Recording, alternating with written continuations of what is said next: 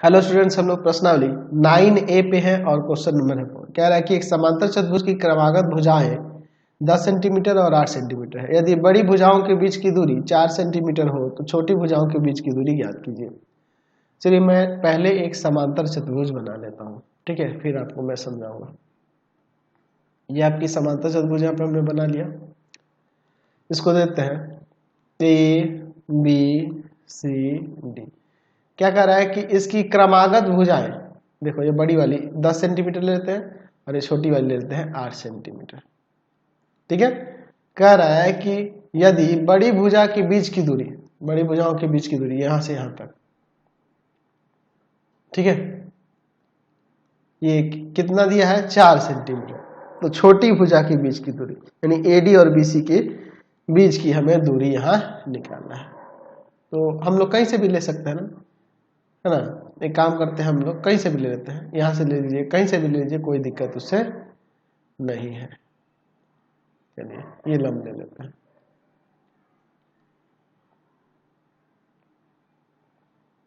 चलिए इस तरह से ये लंबी दूरी निकालनी है हमें, इसको F देते हैं। दिया क्या है, ABCD एक समांतर चतुर्भुज है, समांतर चतुर्भुज है,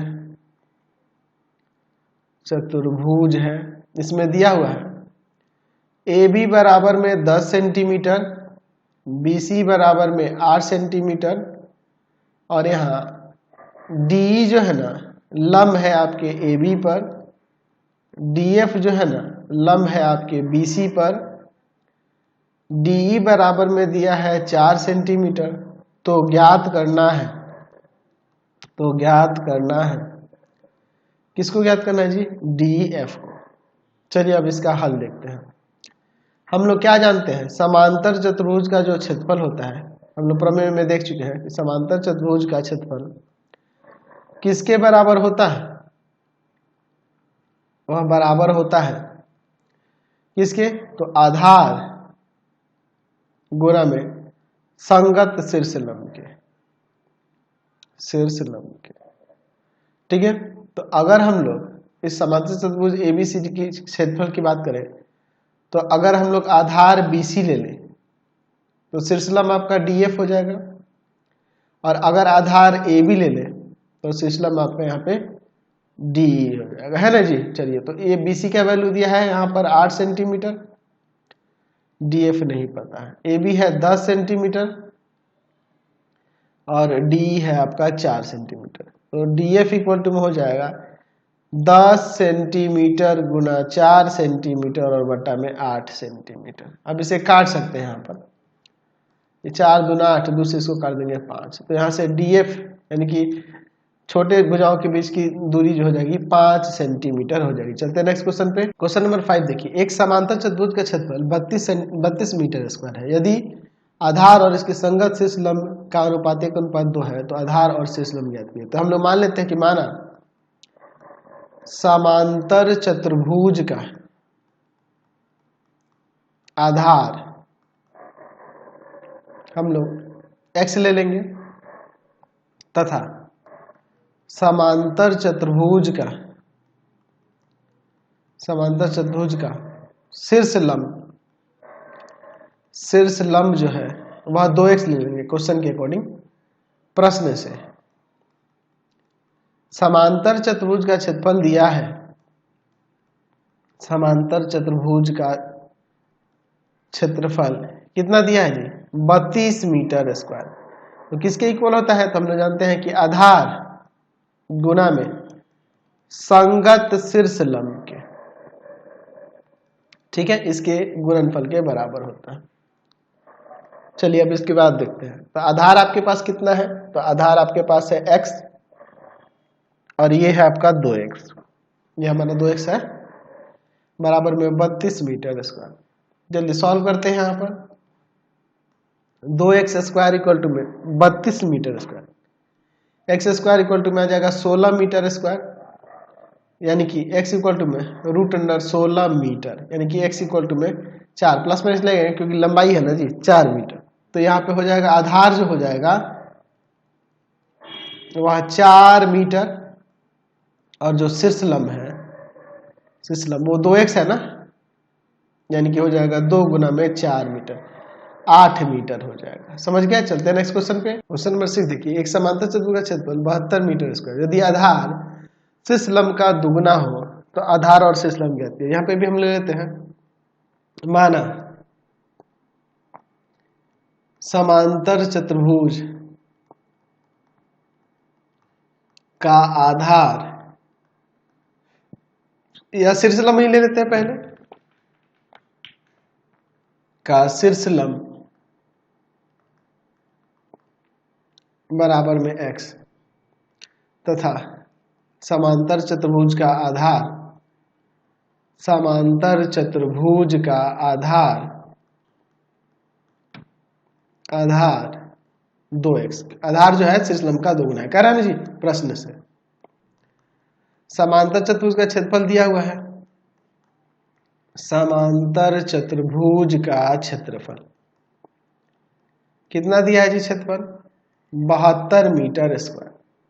तो क्षेत्रफल क्या होता है? आधार गुना में संगत शीर्ष लंब, संगत शीर्ष लंब, यह होता है ना जी, बराबर में 72 मीटर स्क्वायर, यानी कि हो जाएगा 2x गुना में x बराबर में 72 मीटर स्क्वायर। तो x स्क्वायर इक्वल टू में 72 बट्टा में 2 मीटर स्क्वायर, कट जाएगा 36 आ जाएगा, यानी कि यहाँ से लिख सकते हैं x बराबर में √36 मीटर, यानी कि आ जाएगा 6 मीटर। तो x का मान जब 6 मीटर आ गया, इसलिए लिख सकते हैं समांतर चतुर्भुज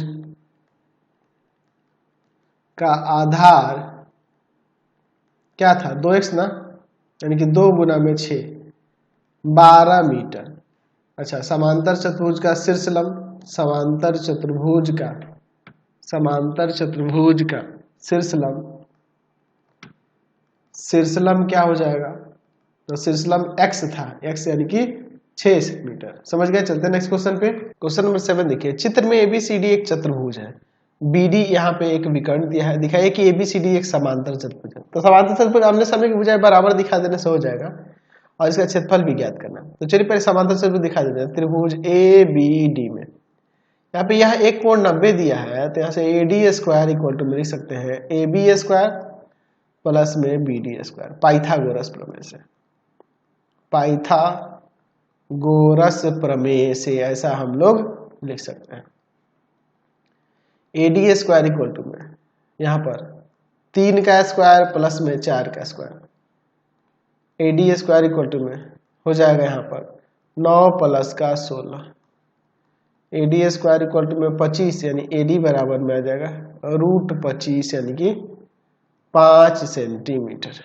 तो ये आपका 5 सेंटीमीटर हो जाएगा।